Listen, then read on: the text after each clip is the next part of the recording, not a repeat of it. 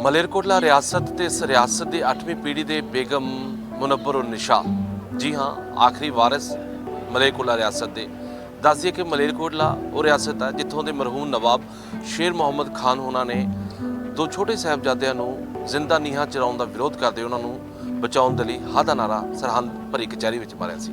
अज देहांत हो चुके हैं मरहूम बेगम साहबा का ते अज इकट्ठ वड्डा होया। हर धर्म मजहब के जो लोग ने समाजिक लोग ने वो इत्थे आए ने शरधा के फुल भेंट करने लिए आए ने ते साडे नाल होर भी पतवंते सज्जन आए ने हिंदू भाईचारे तो भी आए ने गलबात कर रहे हैं। सर की मानते हो मलेरकोटला रियासत ते रियासत की आखिरी पीढ़ी की आखिरी बेगम का अंत? सबसे पहले मैं मलेरकोटला की धरती जहाँ मलेरकोटला के नवाब ने हाँ का नारा दिया था सरहंद की कचहरी में साहबजादों को बचाने के लिए, ये एक विश्व का इतिहास है। मलेरकोटला की धरती को मैं प्रणाम करता हूँ और मलेरकोटला के 8वें नवाब की जो बेगम थी मुनव्वर उन निशा जी का आज इंतकाल हो गया है। मैं उनको यहाँ विश्व हिंदू तख्त की तरफ से और एंटी ट्रांसफर डे की तरफ से श्रद्धांजलि अर्पित करने के लिए आया हूँ, उनके दर्शन करके आया हूँ। कहते हैं face is index of mind, चेहरा आदमी का ऐसा है जो बुक है जिसको पढ़ा जा सकता है। मैं एक साक्षात दर्शन करके आया, उनके चेहरे पे 103 साल की उम्र में भी एक नूर था। तो मैं उनके चरणों को स्पर्श करके आया हूँ। मलेरकोटला की धरती हिंदू सिख मुसलमान भाईचारे की धरती है।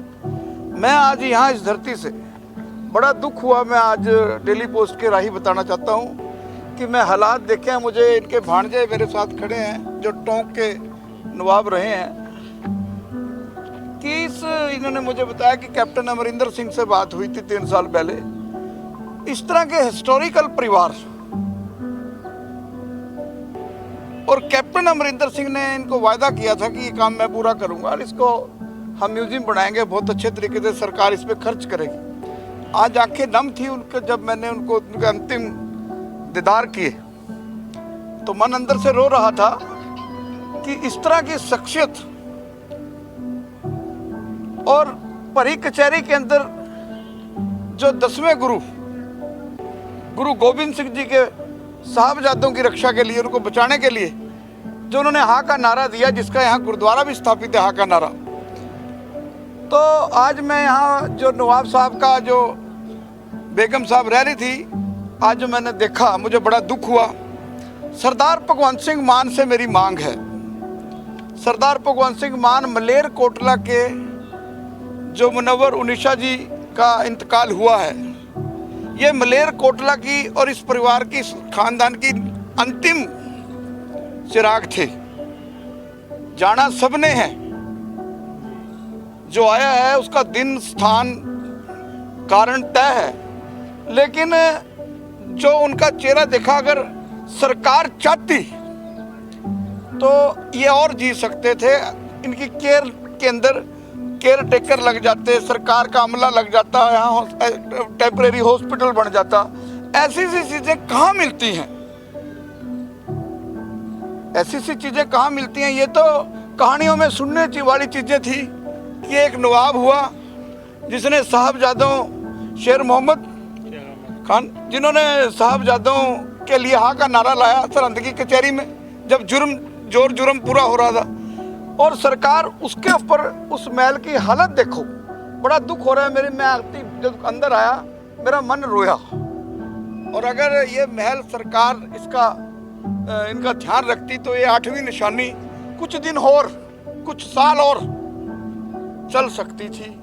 लेकिन कोई बात नहीं, मैं दोष कैप्टन अमरिंदर सिंह को जरूर दूंगा, क्योंकि ये राजनीतिक बातें, पॉलिटिकल कहानियां, मैं आज बींगे हिंदू उनके चरण स्पर्श करके आया हूं। क्योंकि इस तरह की शख्सियत हिंदू मुस्लिम सिख ये इन चीजों से ऊपर होती हैं। ऐसे जो शरीर हैं, ऐसे शरीर जो है ये तो मंदिर और मस्जिद का हिस्सा है, पवित्र आत्माएं हैं ये, और आज परमात्मा में विलीन हो गई, खुदा में विलीन हो गई, आज सुपुर्दे खाक होंगी और हम उसके साक्षी बनेंगे। ये मेरे लिए बड़े गर्व और फख्र की बात है। तो मैं भगवंत मान जी आपसे भी और मोदी साहब आपसे भी मांग करता हूं कि आप 48 घंटे के अंदर ये घोषणा करेंगे कि जो नवाब साहब के मलेरकोटला के 8वें पीढ़ी की जो आज बेगम साहिबा का इंतकाल हुआ है, उनके नाम की एक बहुत बड़ी प्रतिमा यहाँ बने, मलेरकोटला में बने, और इसका म्यूजियम बनाया जाए। भाई, इस देश में जब इंदिरा गांधी का म्यूजियम हो सकता है, जब जवाहरलाल नेहरू का म्यूजियम हो सकता है, जब राजीव गांधी का म्यूजियम हो सकता है, शहीद आजम भगत सिंह का म्यूजियम हो सकता है, ये हिस्टोरिकल लोग थे, इन्होंने इतिहास रचे हैं, तो ये मलेरकोटला की तो मिट्टी को भी प्रणाम है। मैं यहाँ की मिट्टी को भी सर के ऊपर लगा के जाऊंगा। आज यहाँ की मिट्टी भी जो है वो मंदिर में रखने के लायक है, यहाँ की मिट्टी भी पूजा के लायक है।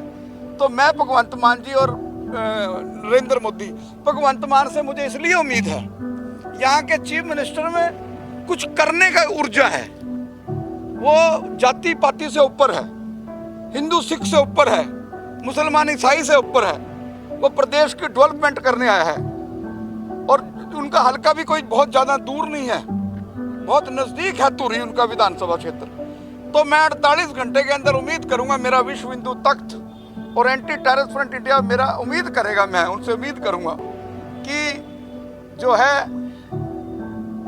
इसको इतना जबरदस्त म्यूजियम बनाए कि विश्व का टूरिज्म, जैसे आगरा ताजमहल को देखने आता है, मलेरकोटले के 8वीं पीढ़ी को देखने आए और इनका ये महल देखने आए, इनका ये, और यहाँ आके यहाँ की मिट्टी को और 8वीं में जो नंबर 49 है उनको नमन करें।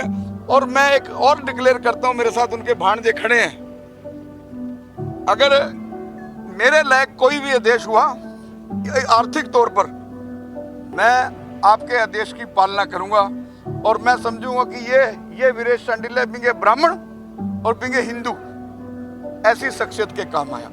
Thank you. बिल्कुल जी, हिंदू भाईचारे ਵੱਲੋਂ ਵੀ ਦਿਲ ਖੋਲ ਕੇ ਕਿਹਾ ਗਿਆ ਕਿ ਦੇ ਨਹੀਂ ਦੇ ਸਕਦੇ ਮਲੇਰਕੋਟਲਾ ਦੀ ਧਰਤੀ ਦਾ, ਤੇ ਰਿਆਸਤ ਮਲੇਰਕੋਟਲਾ ਦਾ। ਤੇ ਵਾਕਈ ਅੰਤ ਹੋਇਆ ਰਿਆਸਤ ਮਲੇਰਕੋਟਲਾ ਦੇ ਅੱਜ ਨਮਨ ਕਰਨ ਲਈ ਹਰ ਇੱਕ ਵਿਅਕਤੀ ਪਹੁੰਚੇ ਨੇ, ਅੱਖਾਂ ਨਮ ਨੇ, ਦੁੱਖ ਸਾਂਝਾ ਕਰ ਰਹੇ ਨੇ ਤੇ ਸ਼ਰਧਾ ਦੇ ਫੁੱਲ ਅਰਪਿਤ ਕਰ ਰਹੇ ਨੇ।